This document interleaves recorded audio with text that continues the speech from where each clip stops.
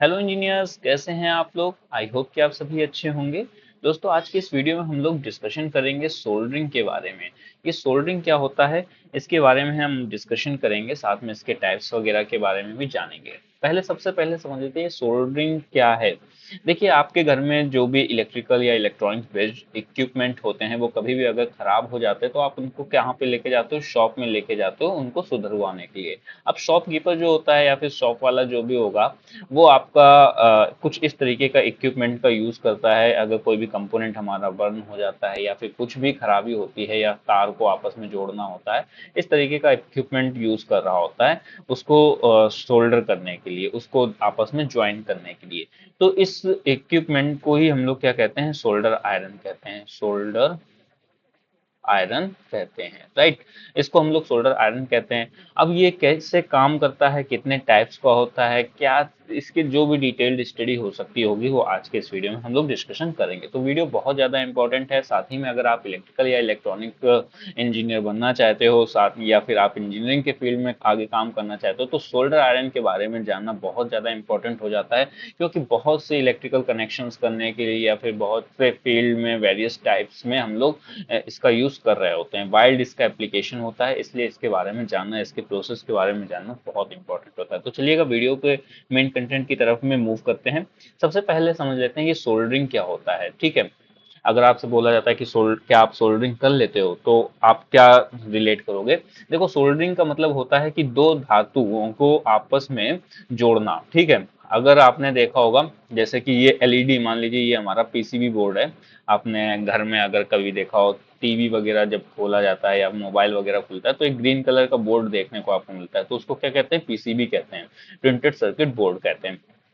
तो अगर हम पीसीबी में कोई एक एलईडी हम माउंट करना चाहते हैं, तो माउंट करने के लिए हमें क्या करना होगा, इसके जो टर्मिनल्स होंगे, वो इसको टर्मिनल्स को हम लोग पीसीबी के आर पार ऐसे लेके जाएंगे और यहाँ पे क्या करेंगे, सोल्डरिंग कर देंगे। तो यहाँ पे आपने देखा कि क्या प्रोसेस हो रहा है कि जो पीसीबी के जो यहाँ पे ये पैड थे, पीसीबी के कॉपर पैड थे, वो किससे हमारे सोल्डर हो गए, एलईडी के टर्मिनल से सोल्डर हो गए। तो क्या हुआ, दो धातुएं आपस में एक दूसरे के साथ में क्या हुई हैं, सोल्डर हुई हैं। तो सोल्डरिंग का मतलब क्या होता है कि दो धातु भागों को कम गलनांक वाली फिलर धातु से जोड़ने की प्रक्रिया क्या कहलाती है, सोल्डर कहलाती है। Soldering is a process of joining two metal surface together using a filler material called solder. ठीक है, तो सोल्डर का मतलब आपको समझ में आ गया होगा कि कोई भी दो धातुएं हैं, अगर उनको हम जोड़ देते हैं आपस में किसी फिलर मटेरियल, जिसको हम लोग सोल्डर कहते हैं, किसी फिलर मटेरियल से अगर हम जोड़ देते हैं, तो उसको, उस प्रोसेस को क्या कहते हैं, हम लोग सोल्डरिंग कहते हैं। ठीक है, सोल्डरिंग की जरूरत क्यों पड़ती है, necessity of soldering to create a strong and permanent bond between two metals। ठीक है, आप ये भी कह सकते हो between two metals, two metals। ठीक है, दो मेटल्स के बीच में एक स्ट्रॉन्ग और परमानेंट बॉन्ड बनाने के लिए हमें सोल्डरिंग की जरूरत पड़ती है। तो सोल्डर कैसे किया जाता है, यहाँ पे आपको मैंने दिखा दिया। पीसीबी लेंगे, पीसीबी में जिस भी आपको कंपोनेंट या फिर एलिमेंट को आपको माउंट करना है, उसको हम लोग रखते हैं और फिर क्या करते हैं, सोल्डरिंग कर देते हैं। इसको क्या कहते हैं, उससे करते हैं, उसको सोल्डरिंग आयरन कहते हैं। जो हम फिलर मटेरियल यूज करते हैं उसको सोल्डर कहते हैं या फिर सोल्डर वायर कहते हैं। और जो भी आपका कंपोनेंट होगा, वो उसको हम लोग एलईडी हो गया या फिर आपका एसएमडी कोई भी रजिस्टर वगैरह हो गया, उसको हम लोग इस पे माउंट करते हैं। ठीक है, तो सोल्डरिंग का प्रोसेस आपको समझ में आ गया। अब यहाँ पे समझ लेते हैं सोल्डरिंग किट के बारे में। अगर आप सोल्डरिंग करना चाहते हो, तो आपके पास में ऐसी कौन कौन सी चीजें हैं जो होनी जरूरी हैं। सबसे पहले तो आपके पास में एक सोल्डर आयरन होना चाहिए, जिससे आप क्या करोगे, सोल्डर करोगे। ठीक है, आपके पास में फिलर मटेरियल, जिसको हम, मैंने आपको बताया, सोल्डर वायर कहते हैं, सोल्डर वायर होना चाहिए। अब ये बहुत से जैसे जैसे टाइप्स होते हैं काम करने का, अलग अलग काम होते हैं, उनके बिहाफ पे इसकी बिट भी होती हैं। जैसे आप यहाँ पे देखोगे नोक वाली बिट लगी हुई है, तो वैसे ही अलग अलग कामों के लिए अलग अलग इसकी बिट होती है। तो बिट्स भी आपके पास में होनी चाहिए अगर आप अलग अलग तरीके के काम करना चाहते हो। साथ में आपके पास में ये फ्लक्स होना चाहिए, इसको हम लोग क्या कहते हैं, फ्लक्स कहते हैं, फ्लक्स। ये फ्लक्स क्या होता है, कैसे काम करता है, इसका यूज क्या होता है, इसके बारे में भी हम आगे चल करके डिस्कशन करेंगे। और आपके पास में क्या होना चाहिए, एक स्टैंड होना चाहिए, स्टैंड। स्टैंड होना चाहिए। स्टैंड का हमारा यूज क्या होता है, देखिए क्या होता है, जैसे कि आप इस सोल्डर आयरन को आप सप्लाई से कनेक्ट करते हो, तो सोल्डर क्या होता है कि ये जो सोल्डर आयरन होता है, यहाँ पे इसके एक हीटिंग एलिमेंट लगा होता है अंदर। ये जो हीटिंग एलिमेंट होता है, इसकी टिप को, जो इसकी टिप होती है, इसको क्या कर देता है, गर्म कर देता है। और गर्म करने के बाद में जैसे आप इसके पास में फिलर मटेरियल लेके आते हो, ये फिलर मटेरियल क्या होता है, मेल्ट होने लग जाता है। और क्या होता है कि दो जो धातु सरफेसेस थी, जैसे कि पीसीबी और इसकी जो धातु थी, मेटल थी, वो आपस में क्या हो जाती है, जुड़ जाती है। तो यही हमारा प्रोसेस होता है कि जैसे हम इसको कनेक्ट करते हैं सप्लाई से, सप्लाई जैसे इसमें आती है, तो जो हमारा हीटिंग एलिमेंट होता है वो गर्म कर देता है हमारे इसको टिप को, सोल्डर आयरन की। और जैसे सोल्डर आयरन की टिप हमारी गर्म होती है, तो हम इसके पास में क्या लेकर के आते हैं, फिलर मटेरियल लेके आते हैं। फिलर मटेरियल जैसे लाते हैं, फिलर मटेरियल क्या हो जाता है कि मेल्ट होने लग जाता है, और मेल्ट होने के बाद में दो जो मेटल थी उनको ज्वाइन कर देता है। अब यहाँ पे एक आपने कॉमन चीज देखी कि ये क्या है, हमारा गर्म है, यहाँ पे क्या है, हीट है। अब अगर आप मान लीजिए काफी देर काम कर रहे हो, ठीक है, उस प्रोसेस में आप क्या सोल्डर आयरन को हमेशा अपने हाथ में होल्ड करके रखोगे, नहीं। जैसे आपका काम हुआ, थोड़ा सा हुआ, फिर उसके बाद में आप उसकी फिनिशिंग वगैरह कर रहे हो, तो तब तक के लिए सोल्डर आयरन को कहाँ पे रखोगे, तो एक स्टैंड की आपको जरूरत पड़ती है। तो ये क्या है, सोल्डर आयरन का एक स्टैंड होता है, जहाँ पे आप सोल्डर आयरन को माउंट करके रखते हो। अब कई बार में क्या होता है कि सोल्डर आयरन पे काम करते करते हमारा जो सोल्डर होता है वो गंदा हो जाता है, ठीक है। जैसे जितना आप काम करोगे तो कुछ ना कुछ उसका गंदा वगैरह इसकी टिप होती रहती है, तो उसको टिप को साफ करने के लिए हम लोग क्या करते हैं, फॉर्म का यूज करते हैं, इसको फॉर्म कहते हैं, फॉर्म, ठीक है। ये फॉर्म जो होता है, ये सोखता फॉर्म होता है। इसमें हम लोग अपनी टिप को ऐसे साफ करके, अगर इसकी टिप में सोल्डर वगैरह लग जाता है तो इसकी टिप को हम लोग इसी फॉर्म में साफ करते हैं, ठीक है। तो ये हमारा हो गया सोल्डरिंग की किट की बेसिक बेसिक क्या क्या चीजें आपके पास होनी चाहिए अगर आप सोल्डरिंग करना चाहते हो। देखिए ये जो सोल्डर होता है, एक होता है हमारा डायरेक्ट सोल्डर, और एक होता है हमारा temperature temperature control controlled solder, ठीक है। एक होता है हमारा डायरेक्ट सोल्डर, एक होता है टेम्परेचर कंट्रोल सोल्डर। तो टेम्परेचर कंट्रोल सोल्डर में क्या होता है, एक टेम्परेचर कंट्रोलर यहाँ पे लगा होता है, बाकी का सारा प्रोसेस और बाकी के सारे रिक्वायरमेंट जो किट वगैरह होती है वो सेम होती है, बस एक यहाँ पे कंट्रोलर लग जाता है, ठीक है। तो ये हो गई हमारी सोल्डरिंग किट के बारे में। अब हम यहाँ पे अगला हम समझ लेते हैं कि जो आपका फिलर मटेरियल होता है, जो यहाँ पे आप देख रहे हो फिलर मटेरियल मैंने यहाँ पे बनाया हुआ है, तो ये फिलर मटेरियल क्या होता है, कैसे काम कर रहा होता है, कितने टाइप्स के होते हैं। देखो जो सोल्डर वायर होते हैं, इसके बारे में समझ लेते हैं। अब तक तो ये समझ में आ गया कि भाई जो ये सोल्डर वायर होता है ये कैसा होता है, एक फिलर मटेरियल होता है, फिलर मटेरियल मटेरियल होता है, ठीक है। फिलर मटेरियल का काम क्या होता है, एक तरीके से फिलिंग कर रहा होता है, जो भी गैपिंग वगैरह होती है दो जॉइंट्स के बीच में, अगर इन दो जॉइंट्स को हम जोड़ना चाहते हैं तो इनके बीच में क्या, जो ये गैपिंग है इसको फिल करने के लिए ये फिलर मटेरियल हमारा काम कर रहा होता है। तो सोल्डर वायर क्या है, एक फिलर मटेरियल होता है। ये हमारा दो तरीके का होता है, एक होता है लेड बेस्ड फिलर सोल्डर, एक होता है लेड फ्री सोल्डर। अब ये लेड बेस्ड सोल्डर क्या होता है, लेड फ्री वाला क्या होता है, इसके बारे में समझ लेते हैं। जो लेड बेस्ड होगा सोल्डर, उसमें क्या होता है कि लेड और टिन के कॉम्बिनेशन से इसको बनाया जाता है। और जो लेड फ्री होगा वो हमारा और टिन कॉपर सिल्वर और बिस्मिथ वगैरह को मिला करके बनाया जाता है। अब इनमें अंतर क्या है, इनको अलग अलग क्यों बनाया गया। देखिए जो लेड होता है, यहाँ पे ये जो लेड आपका ये मिलाया जाता है, ये क्या होता है, थोड़ा सा हैजार्डस मटेरियल में आता है। मतलब ये जब आप इसको सोल्डरिंग वगैरह करोगे तो सोल्डरिंग करते समय में क्या होता है कि फॉर्म निकलता है, मतलब धुआं निकलता है। तो ये जो धुआं होता है ये हमारे एनवायरनमेंट या फिर जो भी कैंडिडेट सोल्डरिंग कर रहा है उसके लिए क्या होता है, हानिकारक होता है। तो ऐसी कंडीशन में जो लेड होता है, सीसा जिसको आप लोग कहते हो, तो ये काफी ज्यादा हार्मफुल है यूजर के लिए।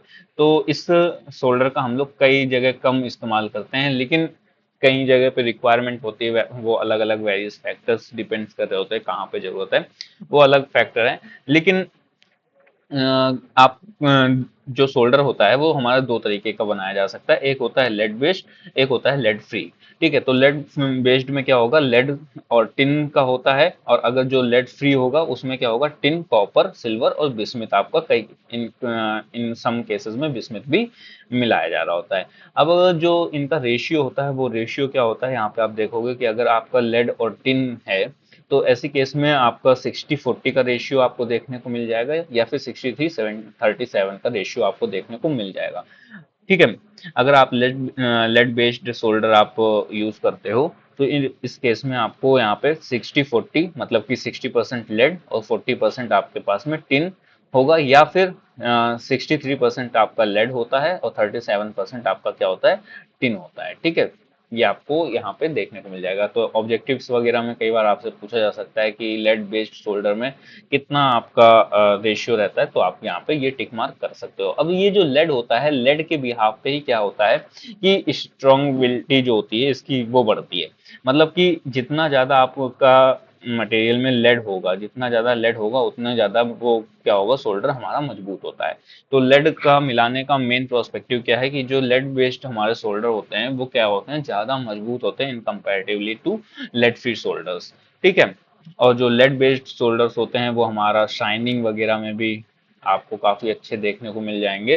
तो ये हमारा अंतर होता है कि जो लेड फ्री होंगे वो साइन वगैरह नहीं कर रहे होंगे, थोड़े से डल होंगे, और उनकी जो स्ट्रॉन्ग वो होती है, स्ट्रेंथ होती है, वो थोड़ी सी कम हो देखने को मिलेगी। लेकिन लेड बेस्ड सोल्डर के जो साइनिंग होगी वो ज्यादा होगी और वो स्ट्रॉन्ग भी ज्यादा देखने को यहाँ पे मिल जाते हैं। ठीक है, अब आप लेड बेस्ड सोल्डर को और लेड फ्री सोल्डर को मार्केट में पहचानोगे कैसे, तो इसका में छोटा सा एक बेसिक सी चीज है कि जो लेड फ्री होगा वो हमेशा आपका ग्रीन कलर के उसमें आता है। ठीक है, ये जो आपका रोल होता है, रोल कह सकते हो, रोल आपका कैसा होगा, हमेशा ग्रीन कलर का होगा, और जो लेडेड होगा उसका आपका जो रोल होगा वो आपका व्हाइट कलर का देखने को मिलता है। तो ये एक बेसिक सा डिफरेंस होता है कि आप मार्केट में कैसे पहचान सकते हो कि जो आपको सोल्डर दिया जा रहा है वो लेडेड है या फिर लेड फ्री है। आप इस तरीके से यहाँ से पहचान सकते हो। तो जो सोल्डर वायर था उसके बारे में जो भी चीजें हो सकती थी बेसिक पॉइंट से, वो मैंने आपको बता दिया। बाकी तो बहुत ज्यादा डिटेल्ड नॉलेज होती है इंडस्ट्री प्रोस्पेक्टिवली, वो फिर किसी और वीडियो में या फिर आपकी डिमांड पे मैं बता सकता हूँ।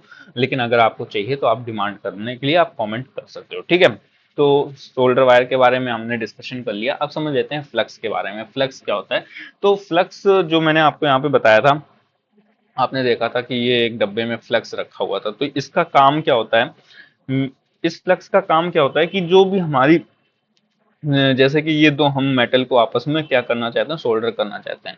तो अब ये जब मेटल हैं हमारे एनवायरनमेंट में रखे होंगे तो ये मेटल क्या होते हैं कि हमारे एनवायरनमेंट की जो भी गैसेज होती हैं उनके साथ में रिएक्शन करने लग जाते हैं। अब रिएक्शन करने के बाद में ये जो मेटल होंगे वो क्या हो जाएंगे, ऑक्सीडाइज हो जाएंगे। ठीक है, इनके ऊपर एक तरीके की हमारी ऑक्सीजन ऑक्सीडाइजेशन की लेयर हमारी चढ़ जाती है। फिर जब हम इनमें सोल्डर करते हैं तो सोल्डर हमारा पकड़ता नहीं, मतलब कि सोल्डरिंग होती नहीं है। ठीक है, फिलर मटेरियल आप भरते चले जाओगे लेकिन सोल्डरिंग नहीं होगी।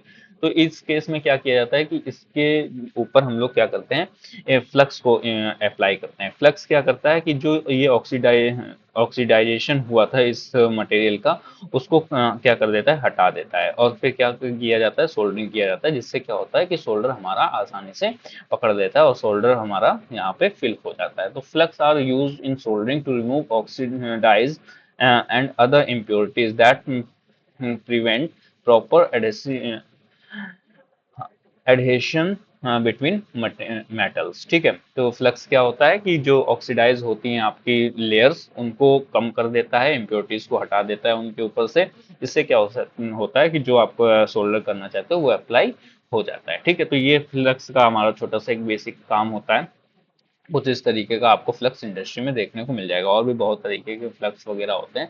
जब आप इंडस्ट्री विजिट करोगे, बहुत डीप नॉलेज होती है इंडस्ट्री में, तो जब आप इंडस्ट्री विजिट करोगे तब आपको धीमे धीमे नॉलेज बढ़ती जाएगी, क्योंकि आवश्यकता ही आविष्कार की जननी होती है। तो जैसे जैसे आप जानना चाहोगे वैसे वैसे आपको नॉलेज मिलती रहेगी। ठीक है, अब समझ लेते हैं कि सोल्डरिंग आप कितने तरीके से कर सकते हो। आपको जो मेन मेन चीजें थी वो मैंने आपको बता दिया कि सोल्डर आयरन काम कैसे करता है, वो बता दिया आपको। यहाँ पे आपका हीटिंग एलिमेंट लगा होता है, फिलर मटेरियल कैसे मेल्ट हो रहा होता है, कितने टाइप्स का होता है वो भी बता दिया, इसका यूज भी बता दिया आपको, फ्लक्स का भी आपको बता दिया। अब यहाँ पे लेते हैं कि सोल्डरिंग हम कितने तरीके से कर सकते हैं। देखिए इंडस्ट्री में भी बहुत तरीके से सोल्डरिंग की जाती है, उसमें से कुछ 4 तरीके की सोल्डरिंग मैं आपके सामने लेकर के आया हूँ। और भी बहुत सी होती है, जैसे वेव सोल्डरिंग होती है, बहुत तरीके की होती है, तो उनको यहाँ पे डिस्कस करना इतना इम्पोर्टेंट नहीं है। नॉलेज के बिहाफ पे मैंने आपको यहाँ पे 4 मेथड शो किए हुए हैं। तो सबसे पहला, आप अगर सोल्डरिंग करना चाहते हो तो सोल्डरिंग के लिए आप सोल्डर आयरन का आप यूज कर सकते हो, सोल्डरिंग आयरन का, जिसके बारे में अभी तक की हमने डिस्कशन किया। तो जो सोल्डर आयरन होती है, इसकी जो सोल्डर टिप होती है वो किसकी बनी होती है, कॉपर की बनी होती है, और इसका पावर कंजप्शन कितना होता है, 60 वाट से लेकर के 100 वाट तक की इसका पावर कंजप्शन होता है। तो ये 2 इंपॉर्टेंट पॉइंट यहाँ से आपको नोट डाउन रखने हैं। दूसरा हमारा मेथड होता है soldering with soldering gun.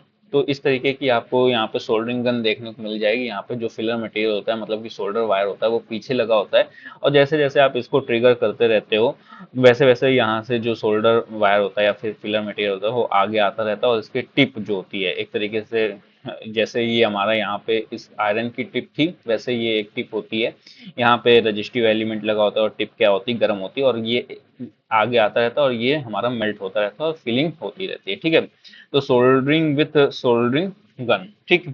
Soldering with flame, मतलब कि आप आग के थ्रू भी आप सोल्डरिंग को कर सकते हो। इस तरीके से फिलर मटेरियल ऐसे इंसर्ट कराते रहोगे, और यहाँ पे क्या करोगे, फ्लेम जला करके इसमें देते रहोगे। ठीक है, soldering with deep dip soldering, तो सोल्डरिंग करने के लिए आप डिप सोल्डरिंग का भी यूज कर सकते हो। जैसे कि आपको ये वायर्स देखने को मिल रहे हैं, वायर में आप सोल्डरिंग करना चाहते हो, तो सबसे पहले क्या किया, इन वायर को हमने क्या कर दिया, छील दिया। मतलब कि ये अगर मान लो हमारा ऐसे करके स्लीव लगी है, और इसका ये हमारा वायर का अंदर का कोर है। ठीक है, तो वायर के कोर को छील दिया, कोर में क्या किया हमने, अपने फ्लेक्स लगा दिया, फ्लेक्स अप्लाई कर दिया। फ्लेक्स अप्लाई करने के बाद में ये हमारा पिघला हुआ सोल्डर था, इसी को हमने उठा करके वायर को सिंपल सा इसके अंदर डिप करा दिया, और डिप कराने के बाद में निकाल लिया। तो यहाँ पे क्या हो गया, डिप सोल्डरिंग हो गया। तो सोल्डरिंग के बेसिक हमारे 4 मेथड थे, वो मैंने आपको बता दिया। Soldering with solder iron, soldering with soldering gun, soldering with flame, और सोल्डरिंग विथ डिप सोल्डरिंग। ठीक है, आई होप कि ये आपको सभी चीजें सोल्डरिंग के बारे में समझ में आ गई होंगी। फिर भी कोई डाउट रहता है तो आप मेरे से कमेंट करके पूछ सकते हो। बाकी आपके लिए मैंने अपनी वेबसाइट में बहुत सारा कंटेंट आपके लिए फ्री ऑफ कॉस्ट प्रोवाइड कराया हुआ है। आप मेरी वेबसाइट पर जाओगे, इलेक्ट्रिकल जिंदगी, यहाँ पे आपको बहुत सारा फ्री ऑफ कॉस्ट कंटेंट देखने को मिल जाएगा, जैसे कि Digi Note, hand notes, e books, tech quizzes, non tech quizzes आपको फ्री ऑफ कॉस्ट देखने को मिल जाएंगी, जिसमें सबसे ज्यादा इंटरेस्टिंग पार्ट हमारा टेक क्विजेज का रहता है। जैसे आप टेक क्विज के ऑप्शन में जाओगे तो आपको कई सारे सब्जेक्ट वाइज क्विजेस देखने को मिल जाती हैं। अगर आप किसी भी टॉपिक बेस्ड क्विज को सॉल्व करना चाहते हो, इसके लिए सर्च ऑप्शन मैंने दिया हुआ, यहाँ पे आप जाओगे, अपने टॉपिक को सर्च करोगे, उससे रिलेटेड आपको क्विज देखने को मिल जाएगी। जैसे कि मैंने अपने इस केस में कंस्ट्रक्शन ऑफ ट्रांसफार्मर का एक एग्जांपल ले रहा हूँ। जैसे आप इसमें क्लिक करोगे, क्लिक करने के बाद में आपके सामने ये क्विज चालू हो जाएगी, जिसमें आपको 20 मिनट में 23 क्वेश्चन सॉल्व करने होंगे। एक न, और इस तरीके से आपके सामने यहाँ पे क्विज स्टार्ट हो जाएगी। अपने क्विज को आप जो भी आपको ऑप्शन सही लग रहा है उस ऑप्शन को क्लिक करोगे, नेक्स्ट के ऑप्शन पे क्लिक करके आगे अपने क्विज को सॉल्व कर सकते हो। जैसे आपको लगता है कि क्विज आपकी सॉल्व हो गई है, या फिर आप मिड में क्विज को क्लोज करना चाहते हो, तो आप सबमिट क्विज में क्लिक कर दोगे। सबमिट क्विज में करने के बाद में आपको free of cost performance report देखने को मिल जाती है। क्वेश्चन के एनालिसिस को देखना चाहते हो तो आपको व्यू क्वेश्चन एनालिसिस पे क्लिक करना है, फ्री ऑफ कॉस्ट क्वेश्चन का एनालिसिस देखने को मिल जाएगा, कौन सा क्वेश्चन था, क्या आपने चुना, क्या करेक्ट आंसर था, क्या एक्सप्लेनेशन था, इसके बारे में देखने को मिल जाएगा। उसी के साथ में आपको उस क्विज से रिलेटेड जितने भी वन लाइनर जो आपके एग्जाम के लिए वन लाइनर इंपॉर्टेंट थे, वो आपको यहाँ पे देखने को मिल जाते हैं। तो आप इन सभी कंटेंट का फ्री ऑफ कॉस्ट एंजॉय कर सकते हो, कोई भी तरीके का चार्ज पे करने की जरूरत नहीं है। एक बार वेबसाइट पे विजिट करिएगा, जैसा भी आपको यूज करने में लगता है, जैसा भी आपका सजेशन होता है, या फिर आपको जो भी फीडबैक आपका आता है, वो आप मेरे को बता सकते हो। बाकी आपने अभी तक की मेरी वीडियो को देखा, उसके लिए थैंक यू सो मच। आप अभी तक की मुझसे जुड़े, वीडियो पसंद आती है तो उसको लाइक करिएगा, चैनल को सब्सक्राइब करिएगा, ताकि ऐसी हेल्पफुल आपको वीडियोस वगैरह मिलती रहे। मुझसे जुड़ना चाहते हैं या फिर बात करना चाहते हो तो आप मेरे इन सोशल मीडिया अकाउंट्स वगैरह में भी जुड़ करके मुझसे बात कर सकते हैं। दोस्तों मिलते हैं नेक्स्ट वीडियो में नेक्स्ट टॉपिक के साथ में, तब तक के लिए टेक केयर, बाय बाय।